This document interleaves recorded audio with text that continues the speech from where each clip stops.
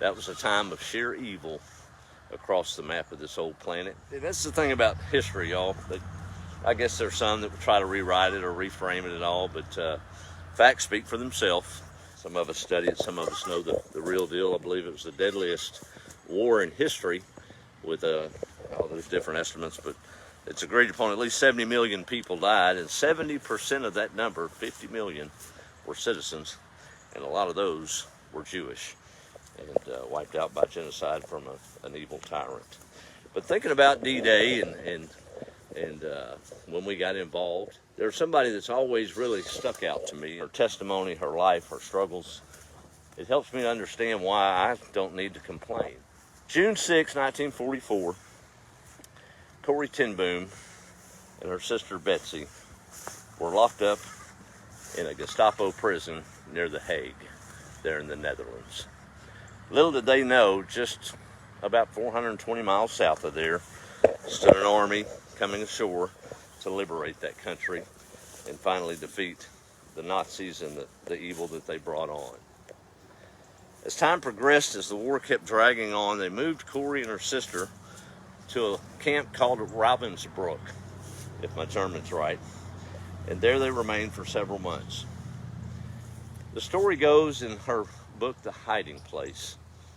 This just blows my mind. I've got dogs, y'all. We've got country going on here. It's sandy soil, and I remember even as a kid, Mama used to battle them silly fleas. They don't just get infested in there. It's not that bad, but we do have to battle them. And with Sissy going in and out of the house, thank goodness there's no carpet in there, and use all the home remedy tricks we can. But sometimes you got to bring out the big guns and just get them gone. And with D-Day and that, I'm reminded of that story. Her and Betsy, her sister, arrived at this horrible concentration camp and were thrown into the barracks. The Lord smiled favor on them, and they were able to smuggle a Bible into the barracks, but it was absolutely overrun with fleas and lice. Upon their arrival, Betsy had a strong faith. She did end up dying in that horrible concentration camp environment. Corrie ten Boom went on to be released on a clerical error of all things. There's a God wink. And was able to minister all across the country as she aged, and I believe she died at age 91 in 83.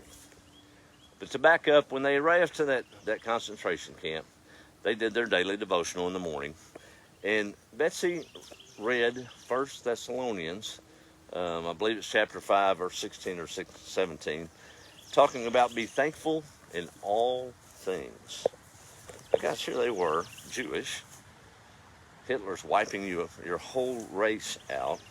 He's got you locked up and your family's separated from you, and you're in a concentration camp in horrid conditions with fleas and lice, miserable. Well, Corrie was faithful, but she questioned that. She said, Betsy, we can't thank God for the fleas. We can thank God that we're alive. We can thank God that we're together.